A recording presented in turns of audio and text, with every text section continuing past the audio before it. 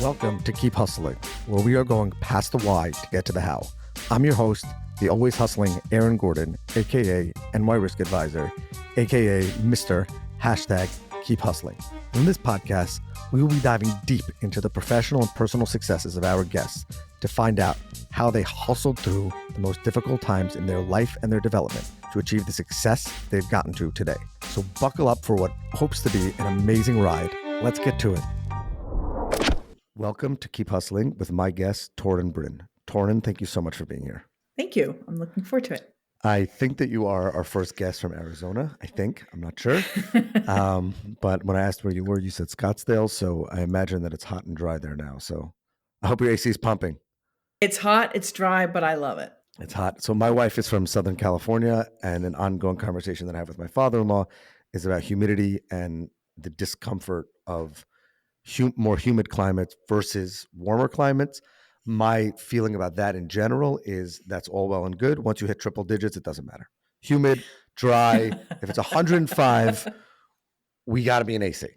So yes, I can see that, but I have to say my brother was surprised. He's from Jersey, and he came to visit me last year, and he was surprised at how, no matter how high the temperature was, he could really enjoy it because you don't have the humidity that you have in Jersey. Do you have a swimming pool? I do. That's why you enjoy it. Yes. That's it. That's the only, you can even, it's a mindset. It's a mindset. It's like keep hustling.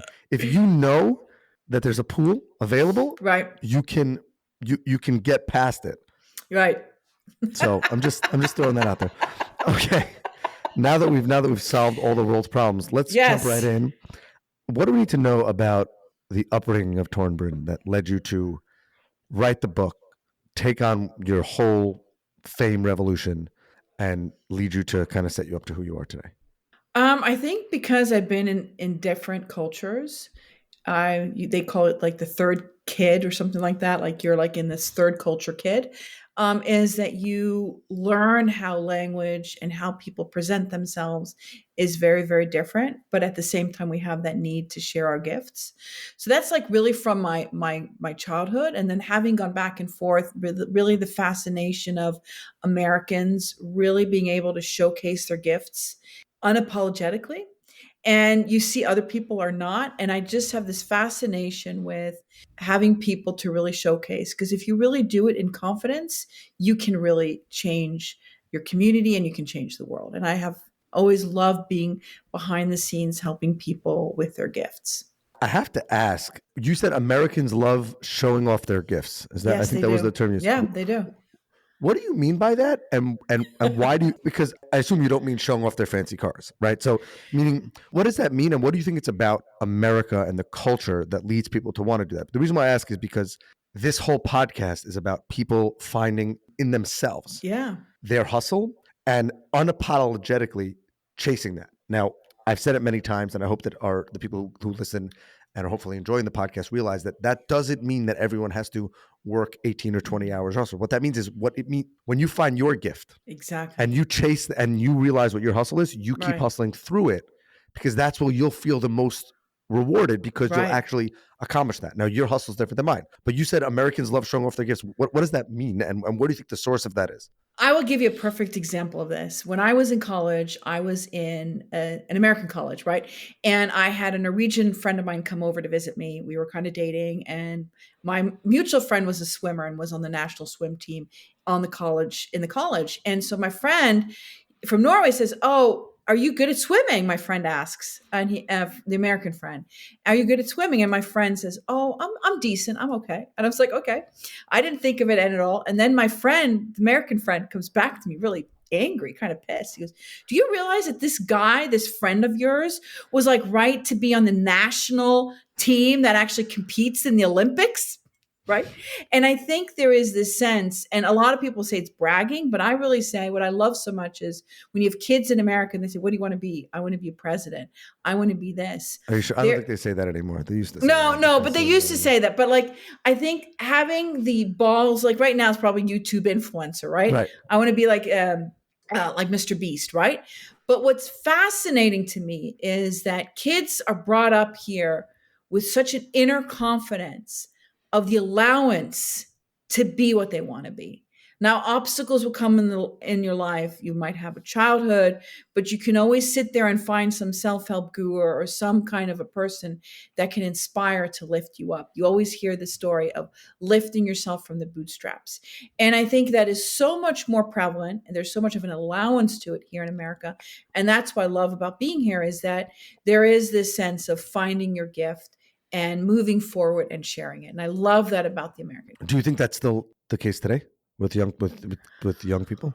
It's interesting you say that, because I have a young person that works with me right now who is a Gen Zer, and I don't think it is as prevalent or as great when we were, but there's still some component to that. Like, you're seeing the younger generation now being able to make money and really change life upside down. They make more money than people that are working in corporate by going on social media. So there is that component of people wanting to hustle for what they have and do, but other people are, of course, disenfranchised because of the way life is right now. 100. I think that it's interesting that you say that, because when we talk about young people's hustle or their dreams or their drives, me wanting to be the president when I was a kid was unlikely to happen. And even today, it might not be the president. There's only one Mr. Beast. There's only one LeBron James, right? There's only one whoever in whatever, there's only one, I don't know, whatever. And I think that those people who become the idols or the models, it's about making sure that at least the younger generation is driven to keep hustling and to keep getting there. And I think that I'm pleasantly surprised that you said that, because I find that a lot of people feel that the next generation is lazy and doesn't care and doesn't want to strive for much. No, and Unlike our parents who came here with nothing, and they right. work 6 days a week, and they were lucky if they got to go to, kids today want to take vacations, and then if they were lucky if they got to go to the beach on a long weekend. So I'm happy that you said that, because it's not something that I get to experience every day. So I'm And if I could appreciative interject right here, is that Sure. we're in an unprecedented time. And this is why I wrote my book, The Fame Revolution, is that everyone can become famous for what they do right now. Like, when we were young, we could say we wanted to become president, but we saw all the gatekeepers and the barriers we have.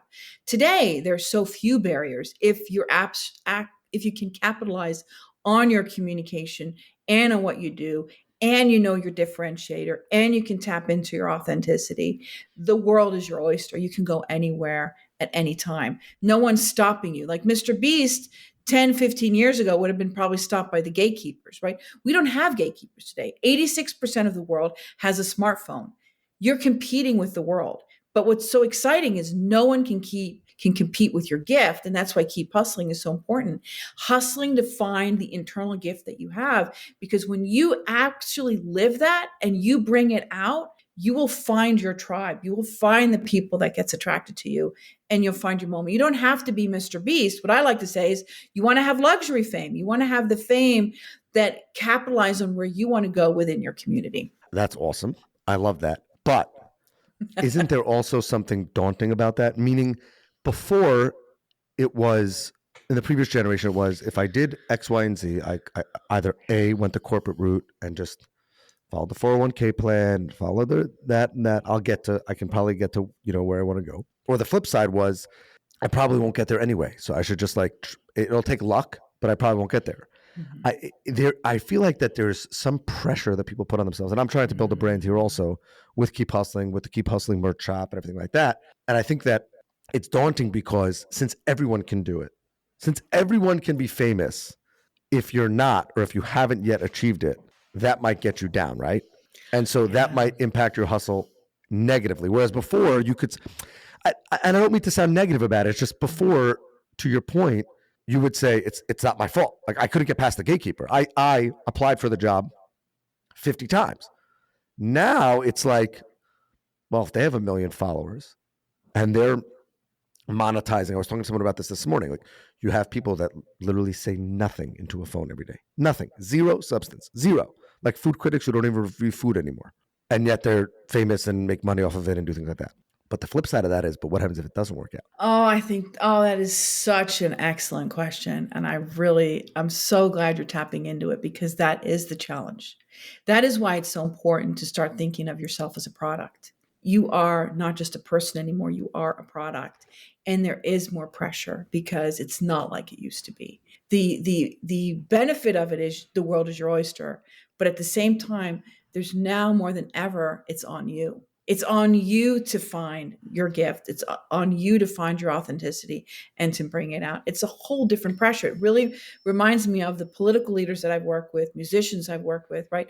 You're honing them, training them to be out in public. You're honing and training. What does it mean to be authentic? What am I going to share of my personal life, right? Who is going to be a part of my brand, and how are you going to actually move that forward? There's a lot more pressure. It is. But at the same time, the benefits are so amazing if you're able to go ahead and do it. And what it's really putting all of us to challenge is to be the better person, to be ourselves, because the only thing you can compete with is you and your differentiator, your energy, and your gifts that are out there. First of all, that's awesome. Does that mean that every person, when they find it, that's their success? Meaning, is that the game? Is the game?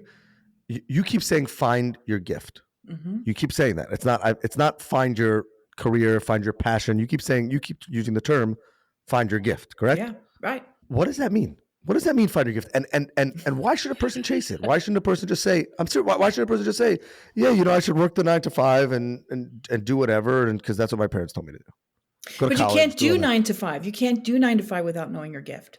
Even in the 9 to 5, you have to have your differentiator on display. Like Carla Harris, who is on the board of Morgan Stanley, was an African-American woman and was ahead of her time, noticing that because she was an Emmy Award gospel singer and started to incorporate that into her Morgan Stanley investors, she went to the top. Why did she go to the top? Because she exhibited herself.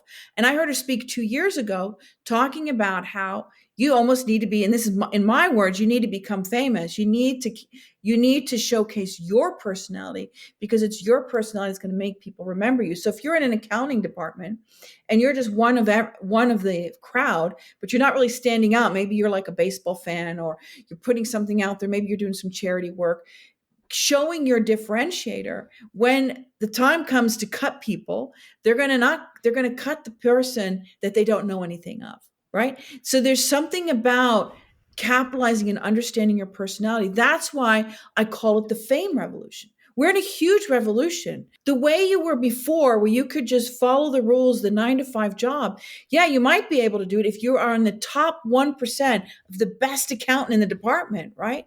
But what's really going to get you more so than ever is you standing out, being who you are, and knowing when to do it and when not to do it. This is why cancel culture and all these components, which we never had to deal with. Like, I love to be behind the scenes. I've not wanted to be out there. Like, I'm not famous, and I'm talking about fame, right? And the reason why I'm doing that, and the reason why I'm starting to talk about it now, the reason why I'm writing the book, is I'm seeing the shift. There's a revolution now. We have to look at ourselves as the product, as the person, and finding out what part of that process are we actually going to share of ourselves. What if a person doesn't want to be famous? I assume when you use the term fame, you mean famous, like actually, like become known for what you do. Become known for what you do. But what if a person just wants to be behind the scenes? I don't think you can do that anymore. Why not? Because the competition. Why has the hustle been redefined to that? I think it's going to be very hard to stay behind the scenes. I'm seeing that. Like, I had someone that I talked to last week, very high profile person, but not high profile enough that that person's known for what they're doing, right? But they're just behind the scenes, the chief of staff, helping media, speechwriter, all that kind of stuff for the highest level of people. But people don't know about it. And when people don't know about it, the referral base is running dry. And so it's very hard to stay behind the scenes in this era where everyone's standing out. I don't think you can do it anymore. What if a person is scared of their individuality? How do you convince someone who thinks that, that quirk is not the kind of fame that is not going to take off in a positive way? Right? I mean, I guess one of the things is, totally what if it's a negative? What if fame impacts them negatively? Not that people look at them, not that they did anything wrong. I'm not saying that, a person's like a drug dealer, but I'm saying, how does a person get past that to inspire their hustle and to continue going if their authentic self is not common in the public? I don't think anyone's common. Well, I'm an identical twin, so I guess I am common. No, more common really. than you. No, not really. Your twin is not talking about New York NY risk and keep hustling, right? Right. I Right. hear that. No. So I just feel I like no, what holds a lot of people's hustle back is they'd rather play it safe because safe is safe. dude, I have had anxiety. This is the hardest thing for me to do. I mean, it has taken me a long time. Like, I got my branding like 4 years ago, become famous, like some brand expert, like, because I've done behind the scenes helping people become known, right? It's just PR, marketing, communications. And they gave it to me. And I thought it was kitsch. I thought this was cheesy. I'm not going to use this. It sounds so crazy, right? But it is me. It's my essence. I love helping people to become known in their industry circle. I'm not like the Kim Kardashian's getting those famous people up, but I'm helping people get into the top 4% of their industry, right? So I go to this conference, and it's the first time I'm using the word become famous. I'm sitting next to this woman, really nice, sophisticated, and she goes, "So what do you do?" And I go, "Oh, I help people become famous." And I'm like, this sounds horrible. And then what happens is, I was like, "Oh, this sounds so kitsch. Who is this person? Yeah, how can I stand up for this? It sounds so kitsch. It's cringe. It's so cringe, right?" And the woman goes, "Oh, you're kidding me." And I go, yeah, no. And then You're we like, go, actually, and then I talk about what I do, and I forgot about the cringe. I talk about what I actually do. 2 weeks later, she flies on a private plane to meet with me, take me out to lunch, and ask me, and becomes my first client within the Become Famous portfolio. really? Yes. And what I did was I talked to someone, her name is Imelka Rodriguez. She talks a lot about branding. And she goes, when you embody the archetype of your essence of your brand, it shines forth, and you become the sun of your own solar system, which is what I call it. If you really shine forth on who you are, your tribe comes to you. And people can't help but want to, I guess if it's authentic, then then the only people who you care or want it to impact are the people that actually will become in your tribe, and everyone else is irrelevant, assuming it's 100% authentic. But they hate you too. You got to get used to the haters, right? So like when I had my book, I got my first critique of the book. Like they were like bashing it on Amazon, right? And I was like, wow, I'm celebrating. That means I'm not irrelevant. Right. I'm celebrating someone thinks, oh, this fame thing is stupid. Not everyone can become famous, blah, blah, blah, blah, Ego. blah. Yes. Right. But I couldn't do that without having a team. Right. And that's what I talk about in my book here is like instructions, like when your product, you need a team around you to manage that. You can't just do this by yourself. And I think this is where they think about themselves as 120. This is where Grant Cardone talks about you need a whole new department for content marketing. And it's not just content marketing, but how do you handle when the haters come? It's not about if the haters come. It's about when the haters come. And they're going to come. And it's celebrating them and looking at it in a different mindset. But changing that mindset, you need a team. You need people around you that's going to help you. This is why it's a revolution. It's a whole different strategy on how businesses are operated. And no one's pausing to see that. And the only reason why I was able to pause was that I was stuck in Kanab, Utah. COVID happened. I couldn't fly home to Norway. And I'm sitting there thinking, and I'm seeing how everyone's getting on video. TikTok's exploding. And for the first time, I realized, wow, what I have done for the few, the many need to know. Would you say that was the most pivotal moment in your career? I always ask our guests to take us to the most pivotal moment in their career. It was. And then the other pivotal moment was when someone said that my branding was become famous, which I thought was so kitsch.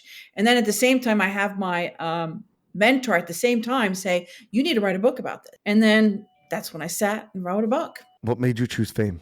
Fame chose me. So it was interesting. I get this branding, like they're asking me and I'm going, and it's great. It's like and we do that in my company is we help people find their essence. You do through archetype, personality tests. And I hired someone like me for me, right? And so that me person helped me find that it was become famous. And in that moment, I was like, this is so kitsch. But then I read this most amazing quote, which got me to really search in. And it comes from Socrates. And I love the Greeks. Like my agency name is called Diotima Strategies, which is the advisor to Socrates, who was a woman, right? And in that quote, it says, the perfume of heroic deeds is fame. And that really of heroic deeds is fame, right? Becoming known for what you do. That's all that it means. We have gotten all this like extra stuff around fame. And that's what I thought it was: drugs, alcohol, egotistical narcissism. But there is some point in all of us, we want to leave a legacy. And that's where I have like the levels of fame. Like the first level is physical fame, right? You want to birth children. We all have this longing to get married and birth children. Why? Because when we're grandparents, we see our seed going forward. We see our fame, our legacy birth to the next generation. The second level of fame, which is where most people are and where we could stay, is social fame. We could stay within our group, become known, become the labor organizer in an organization. I'm part of Google, yes, and I'm doing great things. But what's so hard right now for a lot of people, at least for the millennials, the older millennials and Gen Xers and so forth, is we need to step out with our gifts and become famous. And that's why I call the public figure, the luxury fame. You need to step out and become known for your gifts. Because in today's society, there are very few gatekeepers. And how long does this last? Maybe 2-3 years from now, we'll be stuck into that. We're all going to be doing 9 to 5. We're all going to be doing this. We all have these silos. But right now, there are no silos. There's very few silos. And what's so exciting is this is the first time in history I actually went deep on fame. I mean, I basically have a PhD in fame. I've written 5 books that are coming after this, right? And what's really You've interesting. written the next 5 books already? Yeah, I wrote them all. That is hustle if I've ever heard it. I wrote them all because this took so long to get this one down because I wrote the history of fame. I wrote fame. I wrote how to actually make it happen. Right. So we had to break it down, but because it is a revolution, everything changes. Everything changed and we're not really seeing it. And with AI, it's even changing more because the only thing we can compete with that the AI can't take away from us is us and personality. Our gifts. Your gift. It's personality. I agree. And I think that the saddest thing or the most unfortunate thing, and it plays into the hustle also, is when people squash that, when people crush that personality, when people, that doesn't mean that everyone has to be the loudest person in the room or the jokester, but the person who was meant to be the jokester should be the jokester. And the person who is not meant to be, it's everybody talks about, or there's a lot of stuff and research and documentaries on, child stars and their parents forcing them to do whatever. And the comedian who didn't want to be a comedian who just ended up doing it. I'm not even talking about that. I'm talking about the people who, that is what gives them joy. And they think being the jokester is not the person who people like, or being the serious person is not the person who people like, the quiet person in the corner, the introvert. So therefore I'm going to fake the extrovert thing. And that really is what makes people miserable. And that's actually the opposite of finding their gift. It's so fascinating you say that because that is so happened to me. When you talk about pivotal moments, it was when I had that woman fly, but then I was kind of upset. How is it that this gets me? And then I did this test that we do is like this, which we did with my business partner, is finding my essence. And my essence is to be the performer, is to be out there. But I tried to be what the corporate wanted, the prescriptive society. I am the good person. I don't wear my glasses this way. I don't wear red. I wear black. I have my hair up and I'm serious, right? But as soon as and I didn't believe her when she did this with me, but then we finally tested out on social media. And we did a little bit color, we did a little bit of the essence of me. That's when things took fly. How much do you think has been lost in the creative world and in the good that could be given to the world by people thinking that's not what the public persona wants? And that's what I think about. The same thing about the hustle. I'm the NY Risk thing. Sometimes my kids like it, sometimes they don't, that this is my plate and embracing it. And I wear the shoes and have the hashtag and all that stuff. And I'm the NY Risk advisor and they keep hustling. And for me, it was like the day, forgetting the haters, the day that someone came over and said, you're the keep hustling guy, I was like, it's all worth it. And I've got haters. I've gotten, I didn't even think when I started this whole thing that the anti-hustle culture, quote unquote, people would come after me like that. And that hasn't been crazy, but it's just, and I think that that's because the world misconstrues hustle. Everyone says hustle culture, getting up at 4 a.m, going to sleep at 1 a.m, not caring about your health, not caring about yourself, or you're not having time for you or your family or things you love. And I think it's just the opposite. I actually think that a person who embraces and finds their true hustle achieves the most freedom. But you know what? You know why people hate you or hate the keep hustling? Because I think I found my gift and they're jealous. You found your gift and they're jealous. I hope. No, that's what it is. I hope one day. So 90% of people are lurkers, right? They're on TikTok and they're lurking, and then they'll just hit you when they can really feel like. And I was listening to someone yesterday and they just hit her and triggered her at that moment. And she's been this wonderful woman sharing her gifts out there. And I just love the way she handled it. She says, I'm triggered right now, but I'm not going to respond to that. I'm going to respond to you in love. I understand your critique. And then it was like, so many people are just out there because they haven't been able to share their gifts. And it's so hard to do, though. It's so hard because, and by the way, you want to talk about what hustle culture should be? Hustle culture should be that when it's hard, for a reason that has nothing to do with you, for the outside sources, you keep going and you keep hustling. Yeah. I believe that nobody, except for oneself, should stop us from achieving our goals and and finding that gift. And I think that so often people allow the outside, the haters, the public persona, the status quo to stunt their growth in finding the gift, and they stop digging for it. But it's so hard because you have to look inward. It's all about you. It's not the world. You have to look inward to really tap into your gift. And so many people don't want to. That's why you scroll. That's why you eat too much. That's why you're drinking too much. You're not really wanting to tap in because a lot of people are afraid to find out what it actually is because it might upend your whole life. Do you think that there's a lot of people who miscalculate what their gift is? Yes. Meaning they actually think that it's their gift. They think they found it, but it's totally wrong and it's totally fraud. Not intentionally, but meaning it's just they've been so conned by the system or by whatever it is, their own doubts, that it veers them in the wrong direction.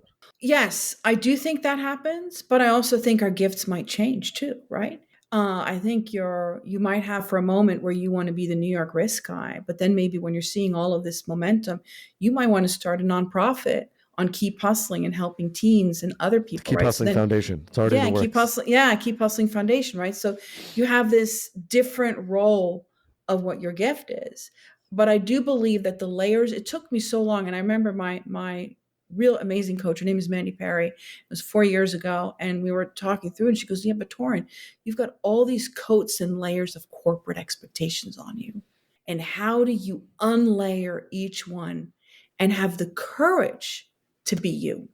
And it was, and I had the hardest time stepping out. I've had anxiety. I have been afraid. I felt like no one cared about what my message is. I still have that. But I just know that by stepping out, that's when my gift will even shine more. And I will be able to take the hustle that's internally and just keep going because I believe in what I'm doing. It's amazing. That is amazing. I'm inspired. I'm inspired to chase the gift, to find the gift. And I hope others are inspired. I hope others buy the book. And I don't know about the next 5, but we'll see where that kind of goes. Take number 1 first, that's right? I think you let the cat out of the bag a little bit earlier, but we asked our guests to leave us with their favorite motivational, inspirational quote. We got one from Socrates before. I don't know if that's your favorite or if we're going to get a bonus now. You're going to get a bonus. You're going to get a bonus one. Really, Torund, thank you for being here. Thank you for sharing. We're going to link the book in the bio. Everyone should reach out to Torund, follow, find your gift, find your fame. And with that, I'm going to turn the floor over to you to leave us with a gift that is inspiration and motivation. So the way you find your gift, and it sounds so mundane, but it's really true. It's gratitude. And this comes from Cicero, who was the orator of the Roman Empire. And it's gratitude is not only the greatest of virtues, but the parent of all others. So if you're grateful now in who you are, yes, you might have all these corporate layers on you. You might have all these expectations pressuring you not to find your gift, but be grateful in the moment that you're there, because in that fire, you will find your gift. Incredible. Torund, thank you for being here. Really, thank you. This has been another episode of Keep Hustling. Remember, do well by doing good. And of course, and always, keep hustling. All right, hustlers, that brings us to the end of another fantastic episode. Thank you for listening. The listeners are the most important part of this show. If you like what you heard, please leave us a review wherever you listen to your favorite podcasts. Your feedback means the world to us and helps us reach more listeners. Plus, be sure to subscribe to our podcast so you never miss an episode. We have some amazing guests and topics lined up for you, and we don't want you to miss out. And finally, if you have any suggestions, comments, or even just want to say hello, please feel free to reach out to us on all social media platforms. We are Keep Hustling Pod on Instagram, X, Facebook, and LinkedIn. We would love to hear from you to continue the conversation. Thanks again for tuning in and supporting our podcast. We truly appreciate each and every one of you. Until next time, stay curious, stay hungry, and keep hustling.